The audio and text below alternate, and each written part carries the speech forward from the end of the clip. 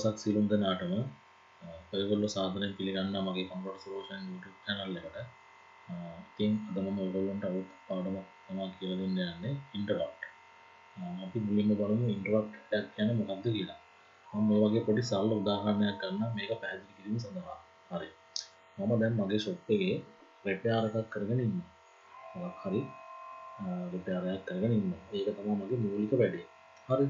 එතකොට කවුරු හරි පුද්ගලයෙක් මට ඇවිල්ලා කතා කරනවා repair එකක් බාර දෙන්න. හරිද? මම දැනට repair එකක් කරගෙන ඉන්නවා. තව පුද්ගලයෙක් ඇවිල්ලා මගේ counter එකෙන් කතා කරනවා මට repair එකක් බාර දෙන්න. එතකොට මම කරන් ඉන්න ප්‍රධාන ක්‍රියාවලිය මොකද්ද? දැන්ට මම repair එකක් සිදු කරමින් ඉන්නවා. මොකක් හරි device එකක. මම ඒක මදකට නවත්තලා අර පුද්ගලයා හම්බෙන්න ගිහිල්ලා එතන තියෙන කාර්යාවලිය කරලා ඉවර වෙලා නැවත මම මගේ repair එකට එනවා. හරි? අන්න ඒ වගේ දේවල් තමයි අපි interrupt එකක් කියලා කියන්නේ. ඒ කියන්නේ ප්‍රධාන කාර්යාවලිය කරගෙන යන අතරතුර සිදුවන බාධා කිරීම. බාධා කිරීමක් කිව්වට ඒක මොකක් හරි වෙන ක්‍රියාවලියක් වෙන්න පුළුවන්. එතකොට කරන්නේ ප්‍රධාන ක්‍රියාවලිය මොකටද නවත්තලා අර බාධා කිරීමට ගිහිල්ලා ඒකේ තියෙන ක්‍රියාවලිය කරලා නැවත ප්‍රධාන ක්‍රියාවලියට යොමු වෙනවා. අන්න ඒ වගේ ක්‍රියාවලියකට තමයි අපි කියන්නේ interrupt එකක් කියලා. හරිද? එතකොට මේ interrupt වර්ග දෙකකට බෙදෙනවා. external interrupt සහ internal interrupt විදිහට. ඒ කියන්නේ බාහිර අතුරු බිඳුම් කියලා කියන්නේ අපි මේකට සිංහල වචනේ interrupt කියන එක සිංහල වචනේ අපි අතුරු බිඳුම් කියලා කියන්නේ. බාහිර අතුරු බිඳුම් සහ අභ්‍යන්තර අතුරු බිඳුම්. එතකොට ඔය කට්ටිය දන්නවා ඕනම මයික්‍රෝකන්ට්‍රෝල් ඉන්ටර්ෆේස් එකක තියෙනවා රීසෙට් බටන් එකක්. ඔය රීසෙට් බටන් එකත් ඇවිල්ලා අතුරු බිඳුමක්. අත්‍තරම කියනවා. හරිද? ඒ කියන්නේ අපි ප්‍රෝග්‍රෑම් එකක් කරගෙන යන අතරතුර අපිට ඔක මුලින්ම පටන් ගන්න ඕනවා කියලා එමු. අපි කෙලින්ම රීසෙට් බටන් එක ඔබනවා. රීසෙට් බටන් එක ඔබනවා නැවත ප්‍රෝග්‍රෑම් එක ඔබ වෙන්නේ. රීසෙට් එක මොනවද කියලා මුලින්ම නැවත ඒ කාර්යාවලිය කරනවා. අපි අර ප්‍රධාන ක්‍රියාවලිය කරගෙන යන අතරතුර රීසෙට් බටන් එක ඔබලා අතුරු බිඳුමක් ගන්න එක නැවත අපේ ක්‍රියාවලියට ගිහින් නැවත මුලින්ම එනවා. ඒ රීසෙට් බටන් එකත් ඒ මාස්ටර් ක්ලියර් කියලා කියන්නේ අපි යන්නේ ඒකත් අතුරු බිඳුමක්. ඒ කියන්නේ බාහිර අතුරු බිඳුමක්. හරිද? එතකොට මම අද මෙතන කතා කරන්න යන්නේ external interrupt ගැන කතා කරන්න යන්නේ. ඒ කියන්නේ බාහිර අතුරු බිඳුම් ගැන. එතකොට අපිට මේකේ තියෙනවා 675 පික් IC එකේ අතුරු බිඳුම් වර්ග දෙකක් external එකක් GP2 interrupt එක පාවිච්චි කරන්න පුළුවන්. GP2 pin එක input එකක් විතරගෙන අපිට බාහිර අතුරු බිඳුමක් විතර පාවිච්චි කරන්න පුළුවන්. ආයෙත් port change interrupt එක. හරි. port change interrupt එක මම පස්සේ පාඩමේදී කතා කරනවා. දැනට මම GP2 pin එකට ස්විච් එකක් සම්බන්ධ කරගෙන කොහොමද ඉන්ටරප්ට් එකක් සිදු කරන්නේ කියන එක ගැන තමයි අද කතා කරන්න යන්නේ. සහ ඔය කට්ටියට කියලා දෙන්න යන්නේ. එතකොට දැන් ඔය කට්ටියට ඉන්ටරප්ට් එකක් කියන එක ගැන පැහැදිලි. අපි දැන් මේක කොහොමද ඉන්ටරප්ට් එකක් විදිහට පාවිච්චි කරන්න කියන එක ගැන මෙතන කතා කරමු. හරි. මම අද කරන කෝඩ් එක ගැන පොඩි සැකෙන් විස්තරයක් දෙන්නම්. මම මේකේ ප්‍රධාන ලූප් එකේදී. ඒ කියන්නේ අපි දන්නවා void main එකෙන් පස්සේ අපි setup කරාට පස්සේ pick එක while loop එකක් ඕපන් කරලා අපි ඒකේ ප්‍රධාන ක්‍රියාවලිය දිගටම කරගෙන යනවා. හරිද? මම ප්‍රධාන ක්‍රියාවලියේදී මම කරන්නේ මේ D1 කියන LED එක මිනිසෙකන් 100කට වාරයක් ඒක ස්ටේට් එක මාරු කරනවා. හැබැයි මම ප්‍රධාන ක්‍රියාවලියේදී මේ ස්විච් එක ගැන රීඩ් කරන්නේ නැහැ. ඒක මම අතුරු බිඳුම් කියන ෆන්ක්ෂන් එකට තමයි දාන්නේ. හරිද? එතකොට අපි බලමු GP2 කියන පින් එක අතුරු බිඳුමක් විදිහට කොහොමද පාවිච්චි කරන්නේ කියලා. ඒ GP2 පින් එක විතරක් මෙතනදී බලලා යොගට්ටිය මේ GP2 පින් එක විතරක් ගන්න කියලා. මේ පික් එකෙන් දැනට අපිට මේ බාහිර අතුරු බිඳුමක් විදිහට පාවිච්චි කරන්න පුළුවන් තනි පින් එකක් විදිහට දීලා තියෙන්නේ මේ GP2 කියන පින් එක. ඔයාලට මෙතන බලා ගන්න පුළුවන් මේ GP2 කියන පින් එකේ පොඩි විස්තරවලක් තියෙනවා. මෙන්න මේක මේ INT කියලා කියන්නේ මේ internal interrupt එකක් විදිහට පාවිච්චි කරන්න පුළුවන් පින් වල තමයි පින් එකකට තමයි INT කියලා ගහලා තියෙන්නේ. හරිද? ඒක අලොක් channel එකක් විදිහට පාවිච්චි කරන්න පුළුවන්. මෙතන AN2 එකක් තියෙනවා. හරිද? just timer 0 clock එක දෙන්න විදිහට මේක පාවිච්චි කරන්න පුළුවන්. හරිද? මම ඒවා ඉස්සරහ කියලා දෙන්න. දැන් අපි මේ GP2 කියන පින් එක අතුරු බිඳුමක් විදිහට පාවිච්චි කරන විදිහ ආකාරයෙන් සලකා බලමු. ඒ කියන්නේ මම මේ ස්විච් එක ඔහුවාම මෙන්න මේ LED එක ස්ටේට් එක මාරු වෙනවා. හරි අපි යමු කෝඩ් එකට මේකට කොහොමද අපි කෝඩ් එක ලියාගන්නේ කියලා බලන්න. මම දැන් micro CID එක ඕපන් කරගෙන මේක new project එකක් අපි හදාගමු. project name එක අපි දෙමු interrupt කියලා. location එක අපි desktop එකේ new folder එකක් හදාගමු. desktop එකේ new folder එකක් හදාගත්තා. ඒකට අපි දැන් මෙතන අපි ක්‍රිස්ටල් එක 4 මෙගාහර්ට් දාගන්න. මොකද අපි ඉන්ටර්නල් ඔසිලේටර් එක පාවිච්චි කරන්නේ ඒකේ.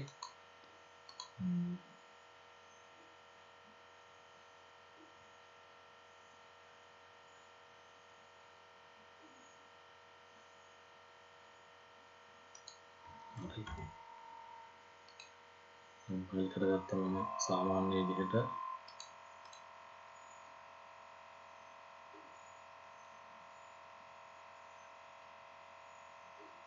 හරි. ඊට පස්සේ අපි මේකේ configuration bits ටික හදා ගන්නවා. මම පාවිච්චි කරන ඉන්ටර්නල් ඔසිලේටර් එක IO ෆන්ක්ෂන් එක GP4 සහ GP5 අපි යූස් කරනවා. මොකද අපි LED සම්බන්ධ කරලා තියෙන මේ පින් වලට push dot time එක disable කරලා power up time එක disable කරලා MCLR pin එක ඒක අපි disable කරමු. මොකද මම මෙතන MCLR එකට මොකක් සම්බන්ධ කරලා නැහැ. ඒ හින්දා ඒ pin එක අපි disable කරමු. ඊට පස්සේ අනිත් ටික හරි ඕකේ කරලා අපි සාමාන්‍ය ප්‍රෝග්‍රෑම් එකක් දැන්ට ලියලා බලමු. අපි මුලින්ම කම්පැරට ඕෆ් කරගන්න ඕන.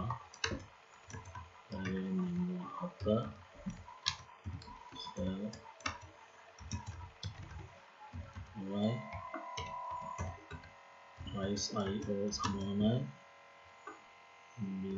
.ib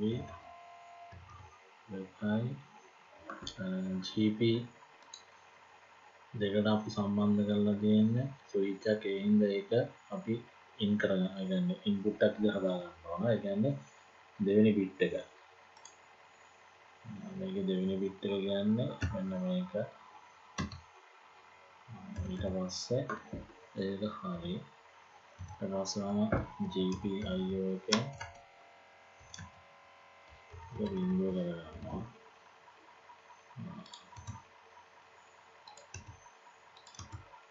අපිට ඕන නම් මේ බයිනරි පැටර්න් එක එක්ස්පෝර්ට් එකක් විදිහට ලියන්නත් පුළුවන්. ඒකට මේ micro C එකේ ෆන්ක්ෂන් එකක් තියෙනවා. මෙතන මේ quick convert කියන ටැබ් එක සිලෙක්ට් කරගෙන අපිට බයිනරි එක මෙතන දීපුවාම පේස් කරවුවාම අපිට ඕන ගාන එක්ස්පැන්ඩ් එකේ නැග 0.4. ඒක ලස්සන අපි ඒ විදිහට ලියා ගමු. 0.4. හරි. ඊපස්සේ while loop එක අපි හදාගමු.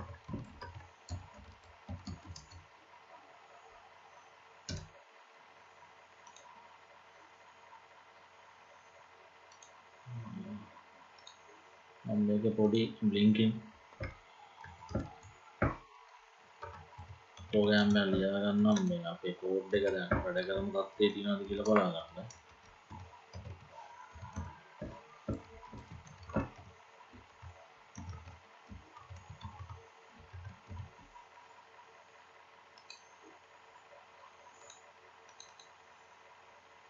අපි දෙමු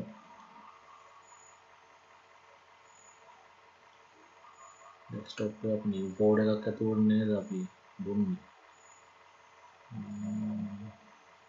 මෙන්න මේකේ තියෙන ඕනේ ටොප් තියෙන ෆික්ස් ෆයිල් එක. නිකන් දිලා බලමු අපේ කෝඩ් එක ලියපු කෝඩ් එක මේ වෙනකම් වැඩ කරනවද කියලා.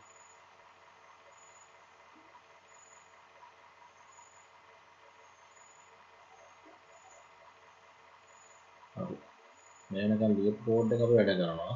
නමුත් අපි ඉන්ටරප්ට් එකට දාන කෝඩ් එක හදාගත්තේ නැහැ. හරිද? ඒතකොට අපි ඉස්සෙල්ලාම කරන්න මෙතන ඉන්ටරප්ට් එක හදා ගන්න ඕන හින්දා අපි එහෙනම් දැන්ට අපි මේකේ අපේ මේන් ලූප් එක වෙන එක ලියමු. අපි මේන් ලූප් එකේ අපි දාමු GP4 බිට් එක ස්ටේට් එක මාරු වෙන්න ඕන මිලිසෙකන්ඩ් 100කට වාරයක්. අපි 200ක් යදාමු. මිලිසෙකන්ඩ් 200කට වාරයක් ස්ටේට් එක මාරු වෙන්න ඕන GP4. දැන් අපේ මේන් ලූප් එකේ වෙන එක හරි. ඒක වෙනවා.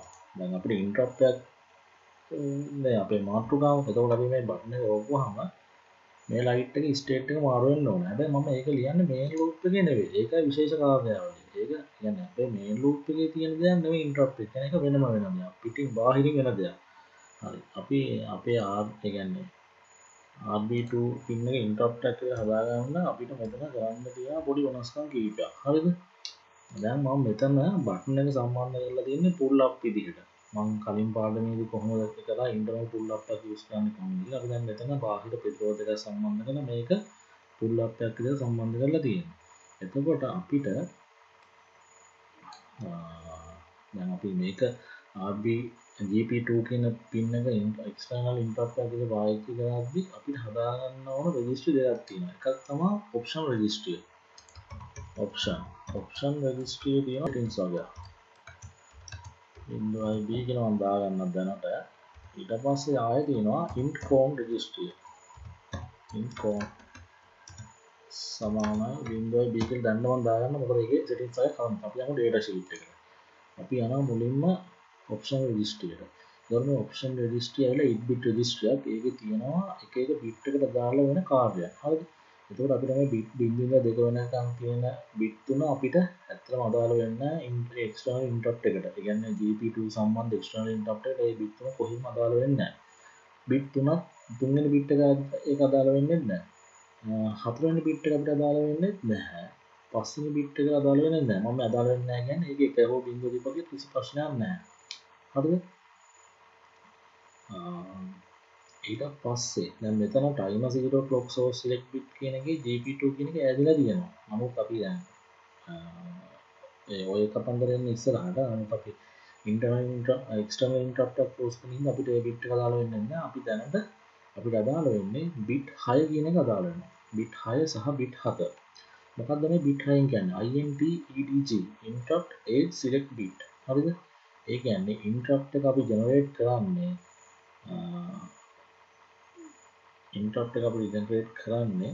අපි දෙන සිග්නල් එකේ ස්වභාවය කුමක් මතද කියන එක කියන්නේ. ඒ කියන්නේ interrupt එක generate කරන්නේ බිඳුවේ ඉඳලා 0 voltage වලින් ඉඳලා 1 voltage වලට නැග්මක් තියෙනකොට නැත්නම් 1 voltage වලින් 0 voltage වලට බස්මක් තියෙනකොටද කියන එක අහන්නේ. මේ interrupt on rising edge කියන්නේ බිඳුවේ ඉඳලා 0 වෝල්ට් වල ඉඳලා ඒ කියන්නේ GP2 කියන පින් එක 0 වෝල්ට් ඉඳලා 5 වෝල්ට් වලට යන මොහොතේදීද ඉන්ටරප්ට් එකට මාරු වෙන්නේ. එහෙම නැත්නම් GP2 කියන පින් එකේ වෝල්ටේජ් 5 වෝල්ට් වල ඉඳලා 0 වෝල්ට් යද්දිද ඉන්ටරප්ට් එක ජෙනරේට් කරන්න කියන එක තමයි මෙතනදී අහන්නේ. හරිද? එතකොට අපි මෙතන කරලා තියෙන්නේ ඉන්ටර්නල් පුල් අප් ඒ කියන්නේ එක්ස්ටර්නල් පුල් අප් එකක් දාලා තියෙන රෙසිස්ටර් එකක් කරා. ඒකෝර ඔකට දන්නවා මේක මම සිලෝට් කරන්න. මෙතන දැන් තියෙන 5 වෝල්ට්. 5 වෝල්ට් තියෙන්නේ අපි මේ බටන් එක ඔබපුවාම වෙන්නේ 5 වෝල්ට් එක 0 වෝල්ට් වෙනවා. කියන්නේ වෝල්ටේජ් 5 ඉඳලා 0 වෝල්ට් වලට මාරු වෙද්දි තමයි ඉන්ටරප්ට් එක ජෙනරේට් කරන්න ඕන. එතකොට මෙතන තියෙනවා interrupt on rising edge GP2 INT pin, interrupt on falling edge GP2 INT pin. ඒ කියන්නේ අපි මේක කරන මොන falling edge එකේද? ඒ කියන්නේ 5 වෝල්ට් වල ඉඳලා 0 වෝල්ට් වලට බැස්මක් තියෙනකොට තමයි අපි ඉන්ටරප්ට් එක ජෙනරේට් කරන්න ඕන. හරිද? එතකොට අපි bit 6 කියන pin එක බිඳුව කරගන්න ඕන එකක්. ඒක හරි. ඊට පස්සේ GPIO pull up enable bit. GPIO pull ups are disabled. pull ups are disabled කරනවා කියන්නේ අපි රෙසිස්ටර් එකක් පාවිච්චි කරන්නේ නැතුව මේක සම්බන්ධ කරලා තියෙනවා නම් අපි ඒක enable කරන්න ඕන. දැන් මම මෙතන රෙසිස්ටර් එකක් සම්බන්ධ කරලා තියෙන බාහිර රෙසිස්ටර් එක ඒ හින්දා මේක disable කරන්න ඕන. එතකොට අපි option registry ලියා ගන්නවා මෙන්න මේ විදිහට bit pattern එක. 1යි මෙතන bit 4යි. ඊටු bit ටික ක්ලියර් කරලාම දානවා. නෑ සෝරි මේක ඇවිල්ලා සෝරි මට වැරදුනා ඔප්ෂන් රෙජිස්ටරි යන්න bit pattern එක. මොකද තමයි අපි ලියුව ඔප්ෂන් රෙජිස්ටරි වෙන bit pattern එක. ඊට පස්සේ අපි ලියනවා int com කියන රෙජිස්ටරි එක. අපි ඒක චෙක් කරගමු මෙතන int com කියන්නේ මොකක්ද කියලා.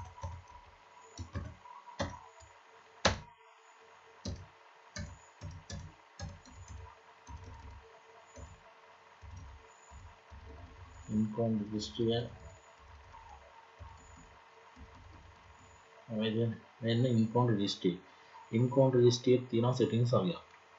එතකොට අපිට මේක external interrupt එකක් විදිහට GB2 pin එක use කරනවා නම් අපිට අවශ්‍ය වෙනවා bit 1 කියන registry bit 1 කියන bit එක අපිට ඕන කරනවා. ඊට පස්සේ bit 4 සහ bit 6 සහ 7.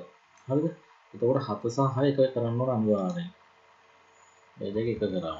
ඊට පස්සේ අපිට 5 0 කරන්න පුළුවන්. ඊට පස්සේ bit 4. ඒ කියන්නේ GP2 INT external interrupt එක enable කරන්නේ bit 4 කියන එක. අපි එක කරන්නේ. 5 බිංදුව කරලා 4 එක කරා. 5 කරලා 4 1 කරා. ඊට පස්සේ ඉතුරු බිට් ටිකම ක්ලියර් කරාට කමක් නැහැ. හැබැයි මේ වගේ වැඩි විස්තර ඔයගොල්ලන්ට දැනගන්න ඕන නම් මම කරන පන්ති වලට සහභාගී වෙන්න. මොකද මම සම්පූර්ණම එක මේකේ ඔයගොල්ලන්ට කියලා දෙන්නේ නැහැ. ඒක හොඳින් මතක තියාගන්න. ඒකයි මම සමහර කොටස් මගහැරලා යන්න ඔයගොල්ලන්ට මගේ ක්ලාස් වල සම්බන්ධ වුණොත් ඒට විශේෂ දැනගන්න පුළුවන් කොහොමද මේවා වෙන්නේ කියලා. රෙජිස්ටර් වල ඇවිදින්නේ කොහොමද කියන එක ඔයාලට හොයාගන්න පුළුවන්. ඉතින් තාම මේකේ බල්බ් එක පත්තු වෙනවා. අපි ඒක දැන් නවත්තමු. ඔන්න අපි දැන් GP2 pin එක external interrupt එකක් විදිහට හදාගන්න එක අපි දැන් මෙතන setup කරලා තියෙන්නේ. හරිද? හරි. දැන් අපි මේකේ interrupt කොටස දාලා කරන කොටස ලියාගමු.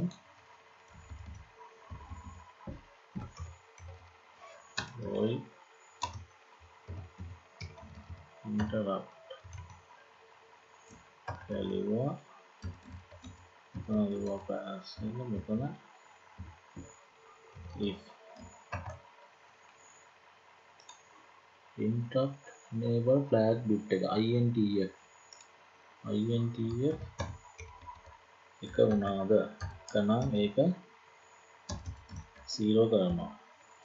ඒ කියන්නේ පොත්තම ඒ කියන්නේ බටන් එක ඔබලා interrupt එකක් ජෙනරේට් කරනවාද කියලා හොයාගන්න මේ flag bit එකෙන් intf සමානයි 0යි gp 5 bit සමානයි ඒකේ ස්ටේට් එක මාරු කරා.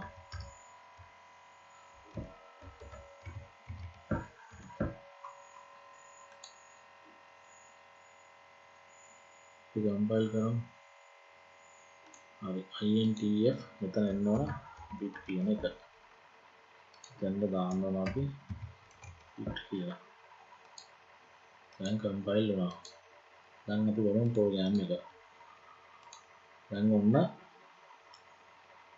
මම ක්ලික් කරා.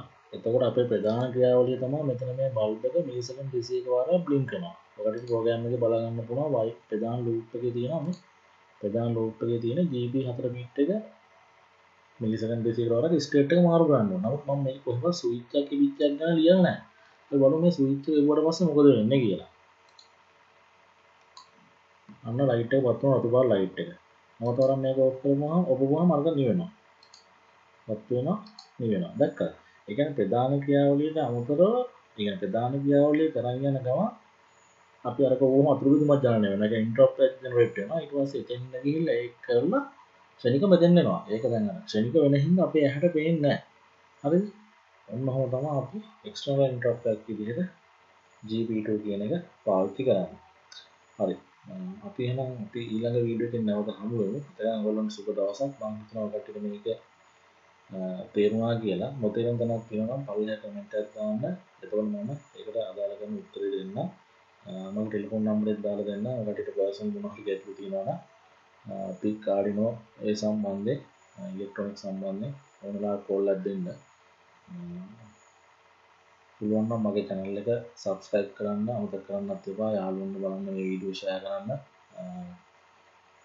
අපි ඊළඟ වීඩියෝ එකෙන් නැවත ආයෙ හම්බ වෙමු.